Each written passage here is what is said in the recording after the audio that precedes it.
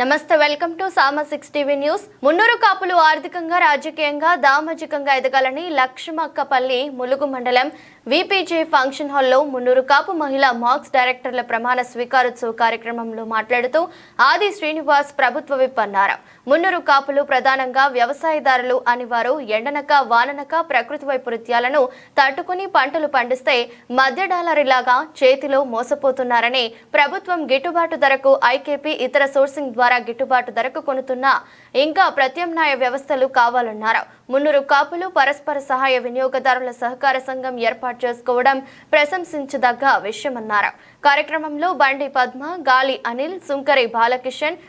రౌతు కనకయ్య, మీసాల చంద్రయ్య, తుడి ప్రవీణ్, అనిల్, లవంగాల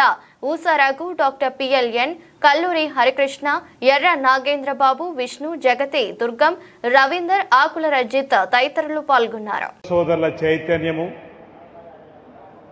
మున్నూరు కాపు కులంలో ఉన్నటువంటి వారు ఆర్థికంగా, రాజకీయంగా, సామాజికంగా, వ్యాపారపరంగా అన్నిట్లో కూడా ముందు ఉండడానికి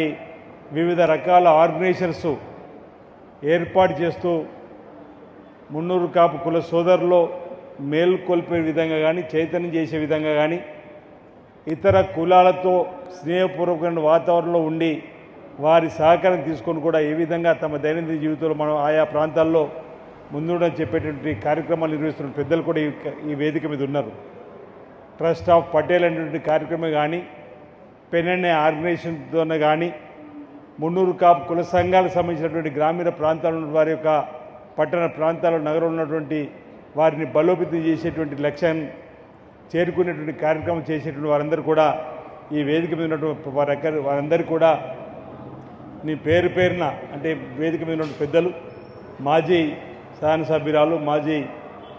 శాసనమండలి సభ్యులైనటువంటి ఆకుల లలితక్క గారు, అదేవిధంగా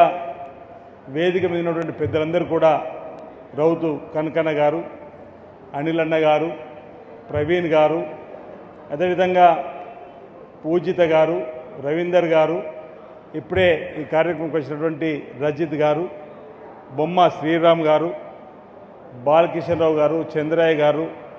మా దగ్గర ఆర్డీఓగా అడిషనల్ కలెక్టర్గా పనిచేసినటువంటి నాగేందర్ గారు,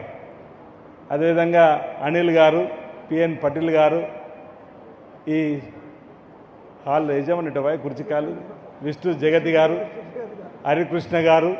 ఇంకా చాలామంది, వివేక్ రామన్న గారు, వివేక్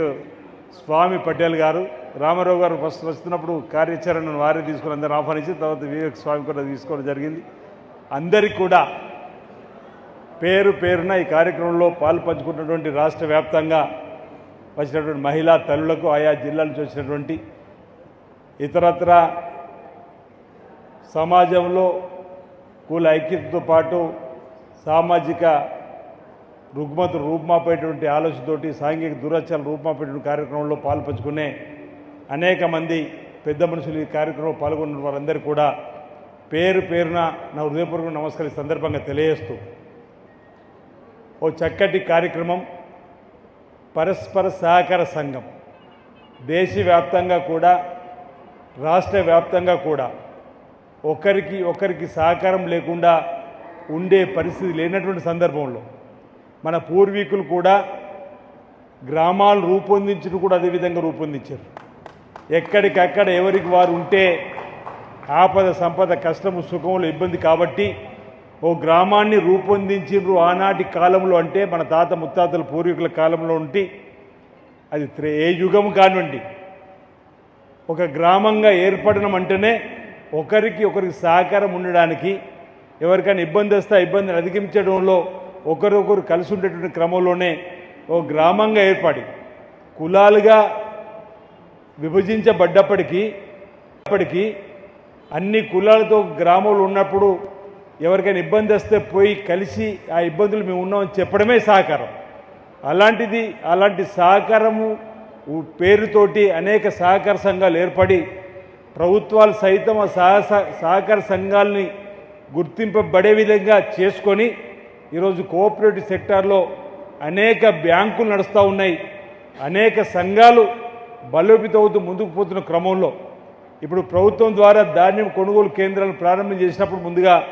ఐకేపీకే ఇచ్చారు. ఇందిరా క్రాంతి పథకం అన్నటువంటి ఐకేపీ సెంటర్లను మహిళల తొలి ద్వారానే కొనుగోలు చేసే కార్యక్రమం, తర్వాత సహకార సంఘాలను గుర్తించి సింగిల్ విండో బ్యాంకులతో రైతును సహకార సంఘాల ద్వారా కూడా ఈరోజు ధాన్యం కొనుగోలు కేంద్రాలను, తర్వాత DCMSల ద్వారా కూడా వ్యవసాయ మార్కెట్ల కమిటీ ద్వారా కూడా కొనుగోలు చేసిన కార్యక్రమం చేయడం జరిగింది. అంటే సహకార సంఘానికి అంత మహత్తరమైనటువంటి బలమైనటువంటి ముద్ర ఉన్నటువంటి దాన్ని గుర్తించి ఈరోజు రాష్ట్ర వ్యాప్తంగా ఉన్నటువంటి మహిళల ద్వారా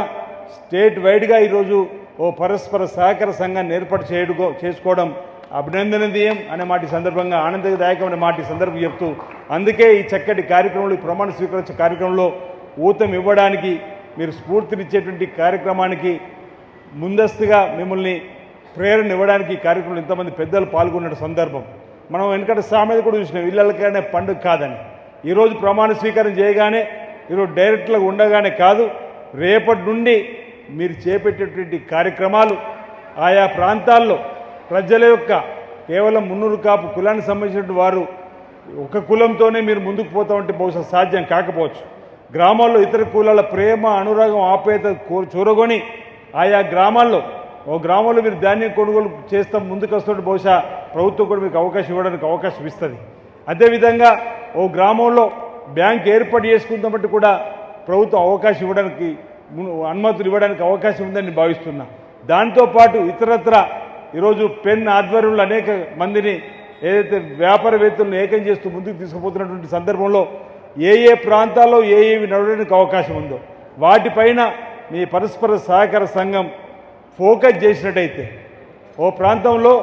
విదేశాలకు పంపడానికి పచ్చళ్ళతోని అనేక వ్యాపారంలో ముందుకు పోతున్నటువంటి వారు మనకు కనిపిస్తూ ఉన్నారు.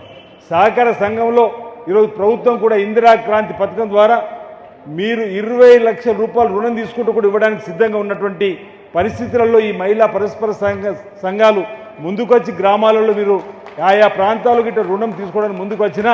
ప్రభుత్వం తప్పనిసరిగా మీ సహకారం అందించే విధంగా ఆయా ప్రాంతాలు, ఆయా జిల్లాలో ఉన్నటువంటి వారికి ప్రభుత్వంలో ఉన్నాం కాబట్టి తప్పనిసరిగా మా వంతు సహకారం ఆయా జిల్లా కలెక్టర్ కానీ ఆయా జిల్లాలో ఇందిరా క్రాంతి పథకం చూస్తున్నటువంటి DRDOలో కూడా చెప్పడానికి